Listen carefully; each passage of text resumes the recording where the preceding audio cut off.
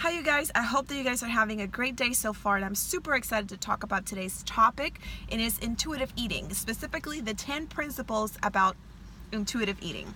What's intuitive eating? I've kind of talked about it before, but real quick, intuitive eating is basically how to learn to listen to your own body cues of when you're hungry and when you're full. So you eat when you're hungry and you eat the food that you feel like eating, so you're not restricting yourself. And then you stop when you're full. So basically it teaches us how to listen and tap into your intuition, so you're not listening to what social media is saying, you're not reading what the diet book is saying, you're reading I'm reading what Zarabelle feels and wants and needs today at this present time. So basically that is what is intuitive eating. The 10 principles are basically what just the core of it all. So that's what I'm going to talk to you about. The first principle is reject the diet mentality. If you have not listened to any of my videos or social media, have read my blogs on it, go ahead, and I'm going to post the links below, and go ahead and click on them and go and read them and grab your PDF I made for you. It's the 7 strategies on how to ditch the diet mentality. That's the first step. You cannot continue your intuitive eating journey. You can't even start your intuitive eating journey until you ditch the diet mentality. No more diets, no more counting, no more weighing, no more measuring, no more any of that. So that has to not be in place in order for you to start actually listening to your intuition of your own hunger cues and your own fullness cues, not what a diet or a program or social media or your neighbor thinks that you have to do with your body and the food that you eat and when you eat it. Number 2 is honor your hunger. If you're hungry, like I am right now, when I'm done with this video, I'm gonna eat. If you're hungry, you eat. Don't think like, oh, I can't eat now, I have to wait 4 more hours, or I have to wait 6 more hours, or I have to wait 30 more minutes. No, honor your hunger, just like you honor the people in your life that you love, yourself, your job, and all the things that you do, right? You're supposed to honor the things that you care about. Honor your hunger. You should be caring about your hunger and the food that you eat. Honor it. If you're hungry, listen to your body and eat. Number 3, make peace with food. And I do want to read from this little box in the book because I don't think I can explain it any better. It says, call it a truce. Stop the food fight. Give yourself unconditional, that means a lot, all of it, permission to eat. If you tell yourself that you can't or you should not have a particular food, it can lead to intense feelings of deprivation that will build into uncontrollable feelings and cravings, and often binging. So if you're telling yourself that you cannot have that piece of cake, or you cannot have that glass of milk, or you cannot have that chocolate, what's going to happen is you're going to get into this deprivation state, which is going to lead into intense feelings of anger and frustration. Is going to make you what? Overeat and binge. Make peace with food. Unconditional permission. That means all of it. Permission to eat. Make peace with food. No more fighting. No more going against it. Eat when you're hungry. Stop when you're full. Number 4, challenge the food police. Who's the food police? The one that tells you that you're a bad girl or a bad boy if you eat that or you don't eat that.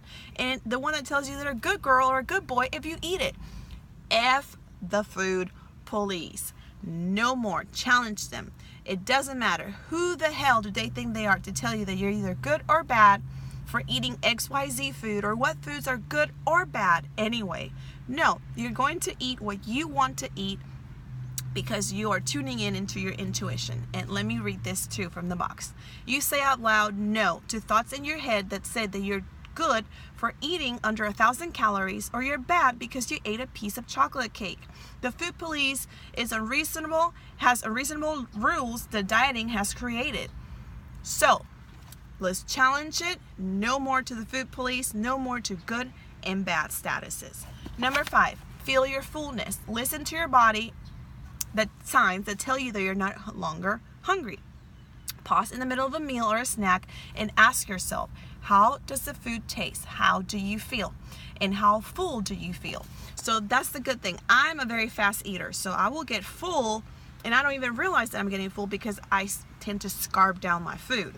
That's like a scarcity mentality, like there's not enough food, I have to eat all the food. So I know that I have to work on, and that's one of the things that I've been working on for over a year now. So a great principle which I use is feel your fullness. Stop, make a point of stopping. And if you can't do that, you know what I do? I set an alarm. About 3 to 5 minutes into my meal, I set an alarm to 3 minutes. In 3 minutes, when my alarm goes off, I stop. I think about how my food tastes and how I feel and how full I feel at the moment. Am I full? Am I good? Can I stop? And I do. And if I'm not, then I keep eating. And I know it sounds kind of weird. It did not feel natural at first, but it gets easier, and the alarm helps a lot because I would never stop. Once there's food in front of me, I want to eat it all, and you can't feel when you're full when you're eating so fast. So I would set a timer, and to 3 minutes, I would stop and feel how I feel. Number 6, discover the satisfaction factor. And I want to read from this as well.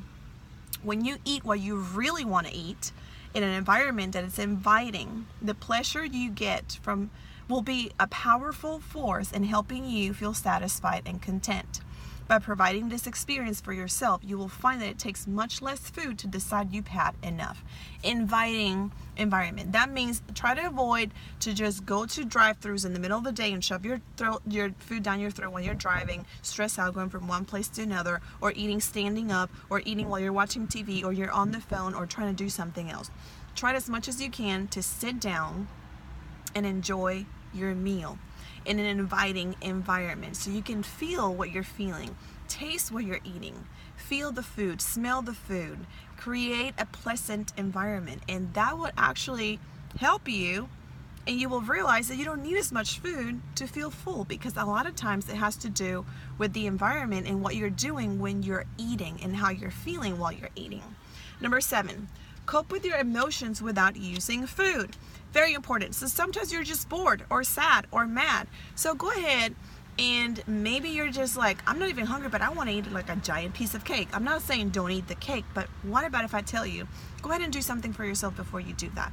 Get a big glass of water, or take a bubble bath, or color, or paint, or call your best friend, or play your favorite music, or do a workout, or go for a walk. Whatever rocks your boat that makes you feel happy, do it and see if you feel better. Maybe you don't even care about the huge piece of cake and you still want it, then have it.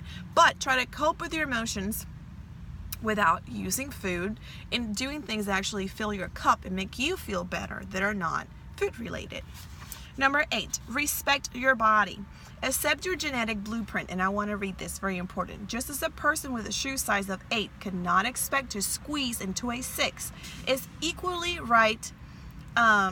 the same expectation about your body size. Respect your body so you can feel better about who you are. It's hard to reject the diet mentality if you're unrealistic and overall critical of your body shape.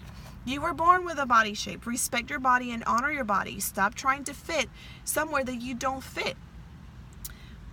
And that is the diet mentality. The diet mentality will tell us that you have to look a certain way so you can accomplish certain things and you can have a certain social status.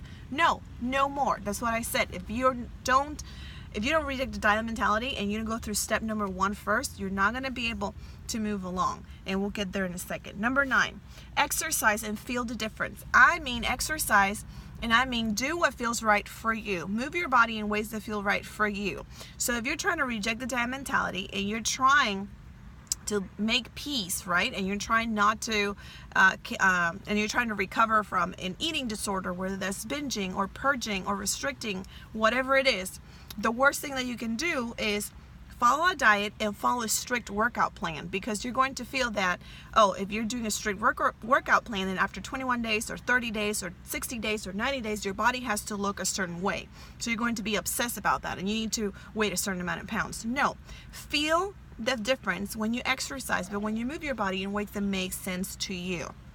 Walk, run, dance, do Pilates, whatever it is. And if you want to do hardcore workouts and that makes you feel happy and you're not pushing yourself and you're not obsessed about how you have to look in a month, then do it too. But do what feels right for you. Right now, what feels right for me is I'm literally sitting outside the YMCA right now because I just took a Pilates class. I love Pilates. I do yoga, hip hop, and a lot of balance and flex stuff. That makes me happy. It doesn't feel like I'm actually like, oh my gosh, I have to do this. I do it because I want to do it and because it feels good and it serves me. So that's why I do it. Number 10, Honor your health and gentle nutrition. I'm going to read from this box. Make food choices that honor your health and taste buds while making you feel good. Remember that you don't have to eat a perfect diet to be healthy. You don't. You will not suddenly get a nutrient deficiency or gain weight from one snack or meal or one day of eating.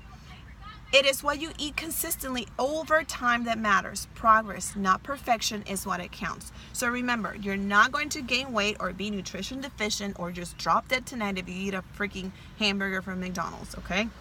It is what you do over time. The choices that you make every day over time will create that compound effect. Progress, not perfection. I'm going to say it again. Progress, not perfection. You need to enjoy the journey as much as it can suck sometimes. It's the progress and the actions that you make every single day. Forget about the end goal because that's going to stress you out. You need to focus on what action can I do today so I can get closer for me to find peace with myself and peace with food in my body, in my mind, which is the whole purpose of intuitive eating and rejecting diet mentality, is to find peace with your mind, body, and soul. And these are the 10 steps for you to start doing. I want you to pick one. And the first one that you need to pick is reject the diet mentality. Every one of the other ones will trickle down after that one. The first thing you have to do is reject the diet mentality. Click down below so you can grab the 7 strategies on how to ditch the diet mentality. I hope this helps, and I will see you guys soon. Talk to you later. Bye. And go enjoy a meal today in my name. Bye.